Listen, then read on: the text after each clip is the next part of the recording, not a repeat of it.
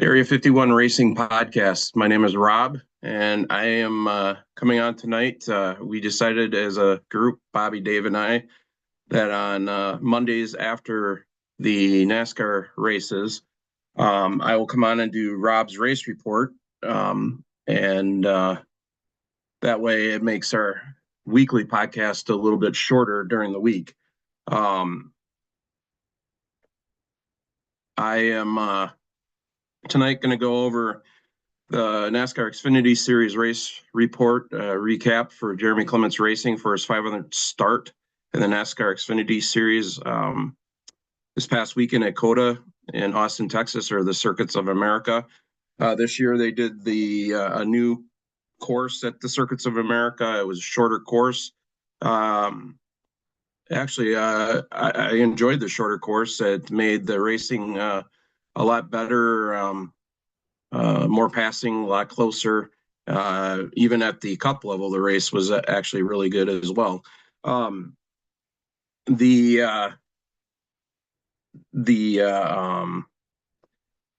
first segment is the NASCAR Xfinity Series race report for Jeremy Clements Racing for COTA, brought to you by High Speed Auto. High Speed Auto is one of our partners, along with Jeremy Clements Racing partner.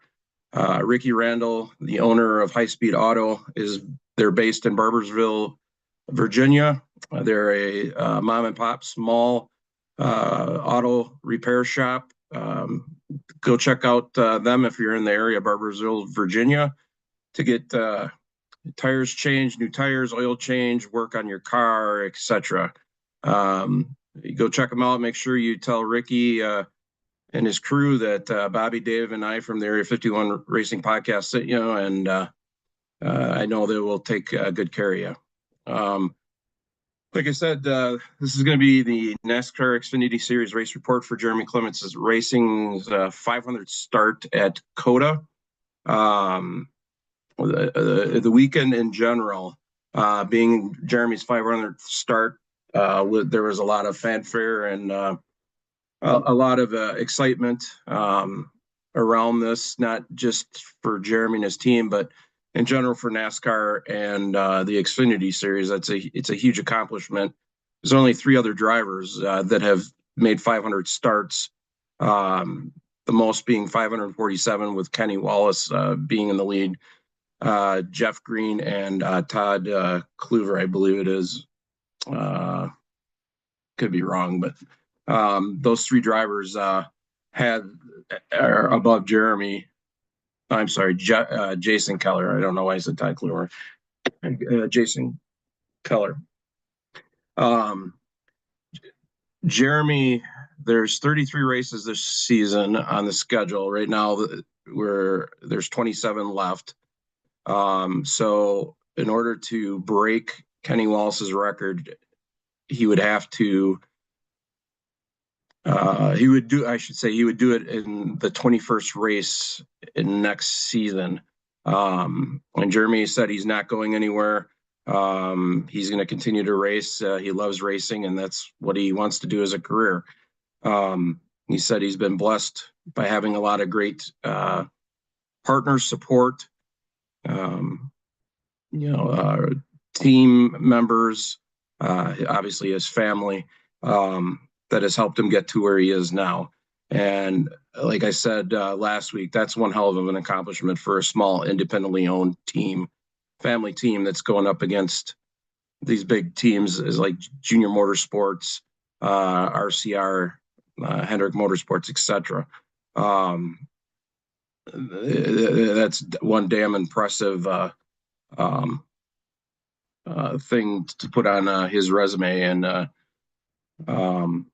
say that, I've been able to do 500 starts in a high tier NASCAR series and be successful at the same time.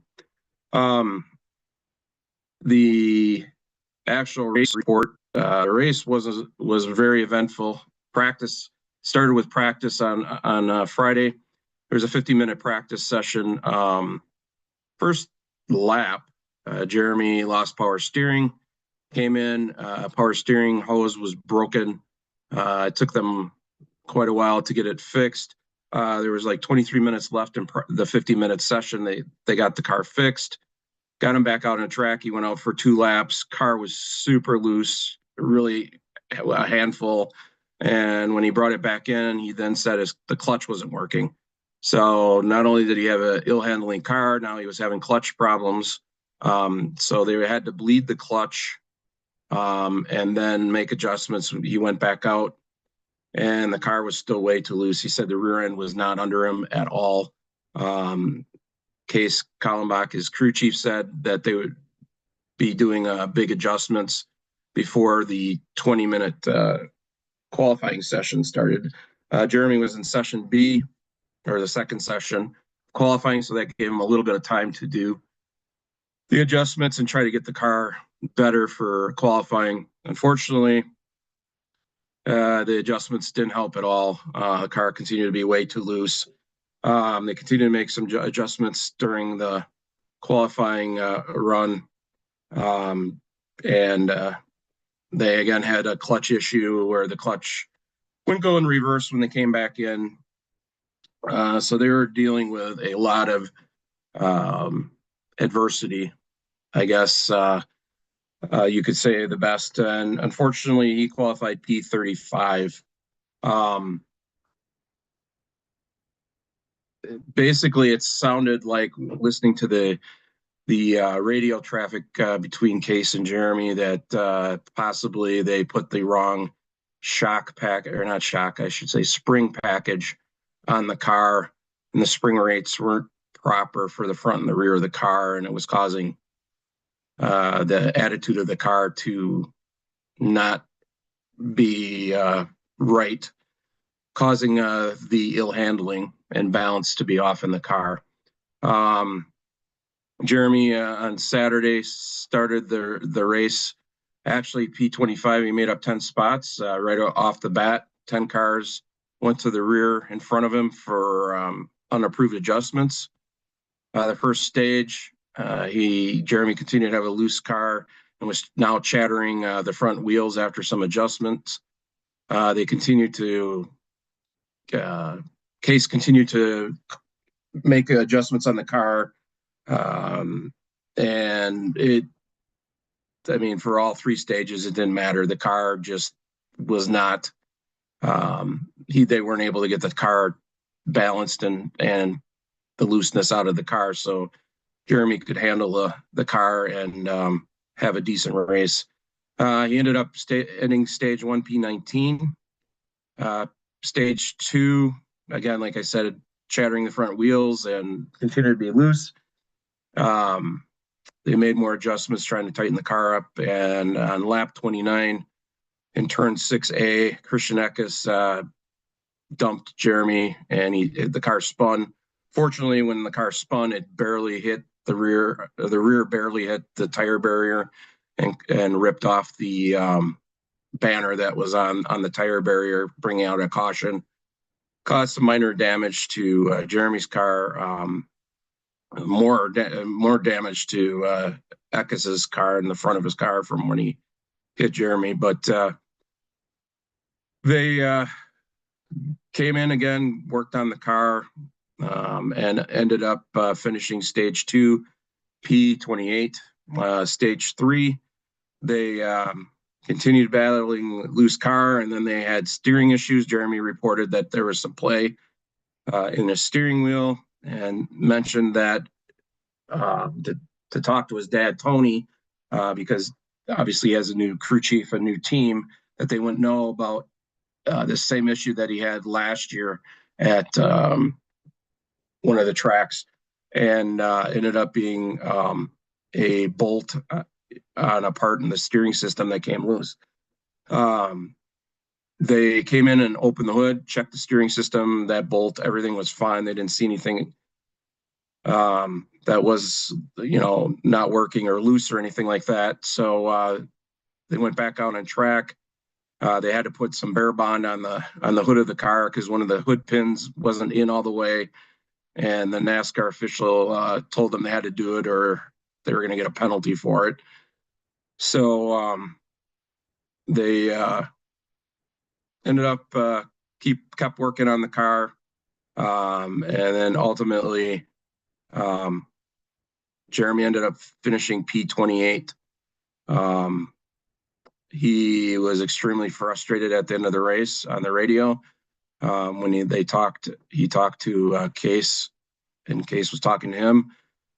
Jeremy said that they had a lot of work to do. He was very frustrated, disappointed with the car that they brought to COTA, and that they had a lot of work to do to correct these problems for the next race. So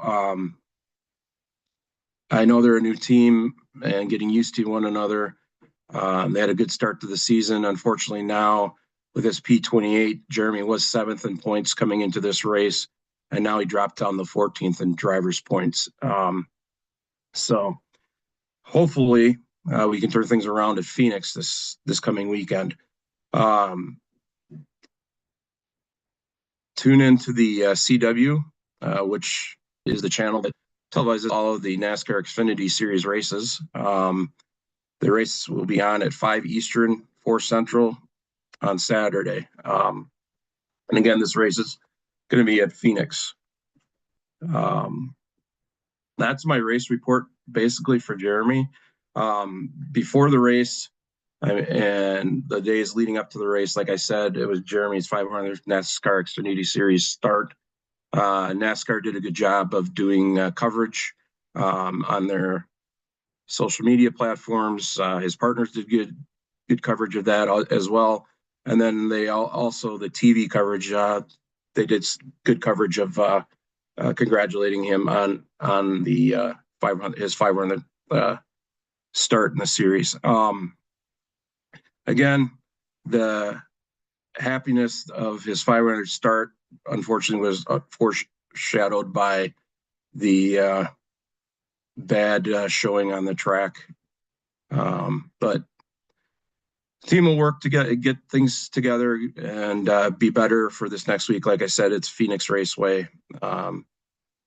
And hopefully Jeremy and team get back to where they were at the beginning of the season at Talladega Talladega, Daytona and Atlanta, where they had both finishes were in the top 11. So the NASCAR Xfinity Series race report for Jeremy Clements Racing again was brought to you by High Speed Auto. Couple things that I wanted to talk about also about the NASCAR Xfinity Series. One thing, Josh Bilicki, a veteran driver, NASCAR Cup Series, Truck Series, Xfinity Series, from my home state here, Wisconsin. Really good road course racer. Like I said, veteran NASCAR driver.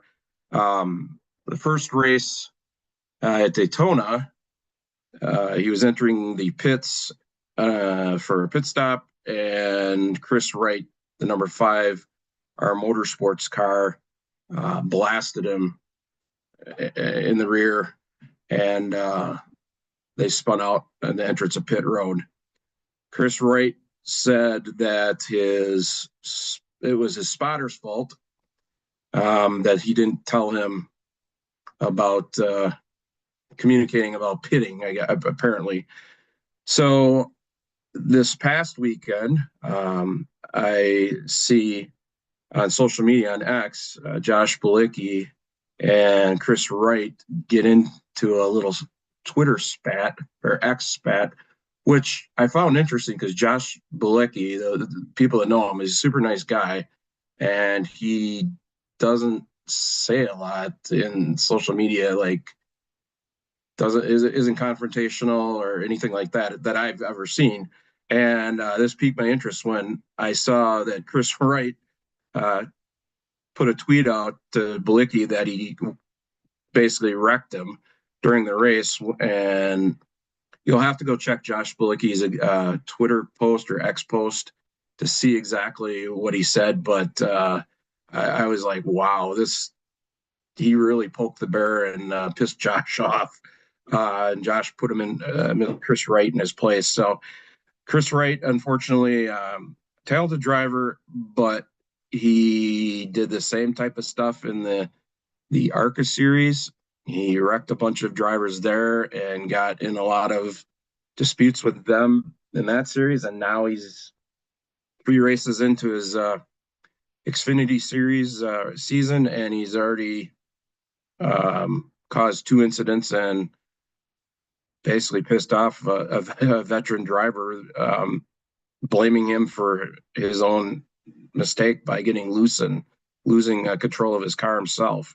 So I thought that was interesting. Thought I would bring that up and say that I hope this doesn't turn into a situation like like was recently brought up with Carson Hocevar and in the Cup Series, and then when he was in the Truck Series in the championship race, the last year he raced, I think it was like 2 years ago in the Cup or Truck Series, where I think it was Christian Eckes wrecked or whatever in the championship race, and there's some issues with him, and then recently in a Cup race where him and another driver got into it last week, and a bunch of drivers were not happy with him and after the race. But I get you want to be aggressive and competitive, but I guess where's the line? Where do you draw the line? I mean, you still need to be. I mean, Hocevar is a great young talent, and I don't know. Same thing like Ross Chastain. Chastain was the same way a couple of years ago. He was doing the same thing. He was very aggressive and was causing some incidents on track that were definitely preventable. But do you want? I guess that's what I'm saying is, where do you draw the line? I mean, you still want the aggressiveness, but you don't want to take the aggressiveness away from them and then have them be afraid to do anything too. So I guess a bunch of like Kevin Harvick and Mark Martin, I believe it was, I saw something from him. Some of the other drivers were saying, it's good that Carson does that stuff and sticks up for himself. And I agree. It's just, I don't know. It's become, I guess, a respect thing. And I don't know, we'll wait and see. But Chris Wright is definitely starting off on the wrong foot. It appears in the NASCAR Xfinity series, and it's unfortunate. Like I said, obviously he's a good driver. He raced in IMSA, and I believe he had a championship in IMSA, and I think it was IMSA or one of those type of racing series. But I don't know. I guess we'll wait and see. That was the big story I saw for the week. I thought I would share with you guys, our fans. You could go check it out. The other thing is I wanted to touch on this last week, and I forgot. So this week I'm going to touch on it. The NASCAR Xfinity Series 2025 rookie driver class. This class is freaking stacked. I mean, you got Carson Kvapil, short track driver, really good. Raced super late models, pro late models for Junior Motorsports. Now is racing the Xfinity Series for Junior Motorsports in the #1 car. He replaced Sam Mayer this year. You got Daniel Dye in the #10 Kaulig car. Daniel raced in the Truck Series the last couple of years. Very, very good young driver, very competitive. You got Christian Eckes in the #16 Kaulig car this year. He too, very good truck, did very well in the Truck Series, won a bunch of races. Very competitive. William Sawalich, he's in the #18 Joe Gibbs racing car. He laid the smackdown the last couple of years in the ARCA Menards, I believe, at East Series. He won the championships. Kid is a wheelman, young kid, very good driver, super good, fun to watch. You got Dean Thompson, the #26 Sam Hunt Racing. He raced in the Truck Series some, and I think also ARCA, if I remember last year. Good young driver. Nick Sanchez raced in the Truck Series. He's raced in ARCA. He's in the number 48 Big Machine Racing, replacing Parker Kligerman. You got Taylor Gray in the number 54 Joe Gibbs Racing car. Taylor's a very good young driver. Raced trucks, ARCA. And then you got, I think, the future phenom of racing, Connor Zilisch, number 88 Junior Motorsports car. Connor Zilisch is sort of like one of those once in a lifetime phenoms that comes around every once in a while, like a Jeff Gordon, Dale Earnhardt Sr., Tony Stewart, those type of drivers.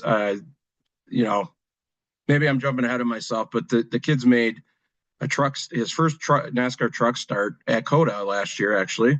He got the pole, and it was by a lot. I mean, I think it was by over a second. I could be wrong, but I think he got the pole by over a second. And he got his first Xfinity Series race for Junior Motorsports last year at Watkins Glen and ended up winning the race. And then this past weekend at COTA, he ended up getting the pole, checked out on the field in the first stage. Ended up, I think it was the second stage, there was a wreck as he was coming on pit road, and the caution light came on before, or the caution light came on, and he had already committed to pit. And so he got a penalty and had to go to the restart at the longest tail of the tail of the longest line, I should say. And he came back through the field and ended up even had a damaged car. I mean, a lot of the cars were banged up. It looked like racing at Bristol or like Darlington or a short track, some of these cars. It was crazy. But he came back through the field and ended up winning the race. And it was a great race. Him and his teammate Carson Kvapil, who is not known for his road racing prowess at all, and he's a short track driver. And they asked him about that, how he was able to be so good on the broadcast after the race. And he said he worked in the off season a lot on road course racing, and then he also worked with I can't remember the gentleman's name, but a professional road course racer, that helped him train and improve his driving skills on road courses. And obviously it helped because him and Zilisch were battling back and forth. And then ended up the third place driver was Sam Mayer, who's another young, really good driver, just left Junior Motorsports this last season. Now is driving the number 41 car for Haas factory team. And he finished third. So the podium for this weekend's race were all young, super talented drivers. And these 8 rookie drivers, class of 2025, like I said, is a stacked field. There's a bright future for NASCAR as long as these guys are able to continue to improve their craft and driving and continue the get the financial backing and support with partners and everything. I see the future of NASCAR being bright for a while. Like I said, that Connor Zilisch is right now the cream of the crop, top of the class, I guess you could say, in my opinion, just because he's had so much success so fast. And I think he just turned 18 not too long ago. So, I mean, it's just crazy. And it's not only success in the Xfinity Series. He's had success in IMSA. Like at age 17, he was on the team that won the Rolex 24 at Daytona. He's done some other IMSA stuff where I can't remember. He won another race last year too, and he's had some podium finishes as well. doing that type of stuff. So the kid is super, super talented. And like I said, looking forward to watching the Xfinity series. Like we've all, Dave, Bobby, and I have said, our favorite series is the NASCAR Xfinity series. We think that's the best racing in sports, motorsports at the NASCAR level, and this just proves it. The Cup race even this weekend was good. I think the short course at COTA, like I said, I was a little leery that it was. No, I'm not one that likes change, I guess. I thought the long course was cool, but after watching the racing, I was like, wow, this is actually really, really good for these cars, these next gen cars, which I'm not a fan of, as a lot of you know. The racing was really good. And the only thing is, we were talking about being over aggressive. Ross Chastain on the very first turn dove it in too hard in the corner and took Chase Elliott out, caused damage to his car, spun him out, and I think there were some other cars involved in it as well.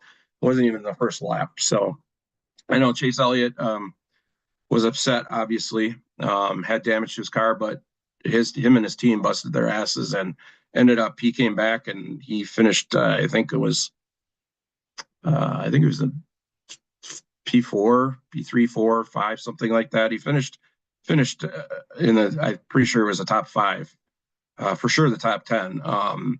With a damaged car, he worked his way back up through the field. So, but he also was a very talented road course driver. But ultimately, the race yesterday came down to, Kyle Busch had a hot rod. He had checked out for a while, and then there was a caution, got the field bunched back up together, and basically Christopher Bell and Kyle Busch were battling it back and forth, and then Christopher Bell just, put enough pressure on Kyle. Kyle used up his rear tires, made a mistake, got loose as a result of the worn tires, and Christopher Bell was able to pass him and ended up winning the race and going back to back. He won last week at Atlanta, and now he won at COTA. So, again, great. I thought it was good racing in the Cup Series too. So that's a good thing. Step in the right direction. But on that note, I just want to let our viewers know that we do have a new partner that joined our podcast over the weekend. Benzik Designs. He makes 3D printed diecast displays for your 124 diecasts. He makes them to hang on the wall, bookshelves. You can set them on tables. They're angled so you can see, they're angled a little bit so you can see the top of the car and the livery of the race car. Check out our host Bobby Peters' Facebook page, or our actual Area 51 Racing podcast Facebook page. Bobby's got pictures on there and a link also, I believe, to Matt's Etsy page, where you can go and order the stands for your car. And then at checkout, make sure you enter our discount code of Area 51 to get 20% off your order. And then tomorrow night, we'll have our regular podcast. We're going to have the Harrisons on. They came on board with Jeremy Clements Racing this year as a primary for 4 races, and then an associate secondary sponsor for on the hood of his car for the rest of the races in the season. They also became a partner of ours this year, and will be next year as well. We're excited for that. We're going to have, excuse me, we're going to have on the show, I'm sorry, I'm drawing a blank.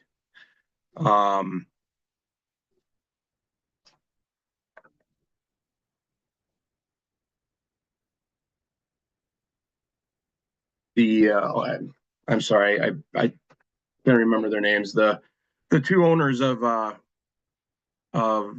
Harrison's. I know we're looking forward to having them on. I apologize again. I'm a little tired and not having a great day today, so my memory is not that great with my PTSD. So I apologize. But tomorrow night, 8 o'clock Eastern, 7 Central, we're going to have two gentlemen from Harrison's on to talk with us about their plans with Jeremy Clements Racing.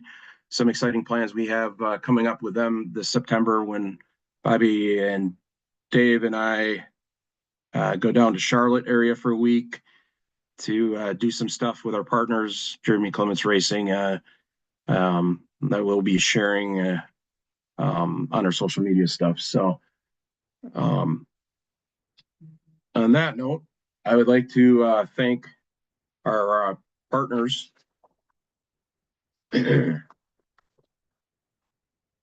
for our podcast that make this possible.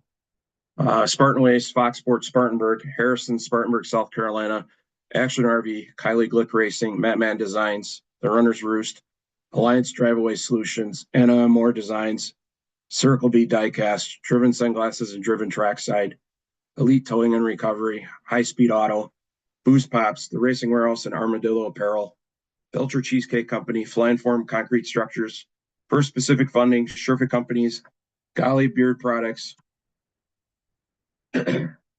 Wings, etc. Dialed in Focus Pouches by Whitetail Smokeless, Benzik Designs, Schatzenbach Landscaping, Jeremy Clements and Jeremy Clements Racing. And again, tomorrow night, 8 o'clock Eastern, 7 o'clock Central, we will have our regular Tuesday night podcast with a gentleman from Harrison's. It will be Kevin Harrison and Jed Blackwell. I finally found it on my notes. Sorry, gentlemen, I forgot your name. Like I said, it's been a long day. A lot of stuff going on, and my PTSD is all jacked up as a result. So I don't want to use that as an excuse, but just being honest to our viewers and listeners. So on that note, we'll see you all tomorrow night. Thank you for joining in. I appreciate it. Have a great night and peace.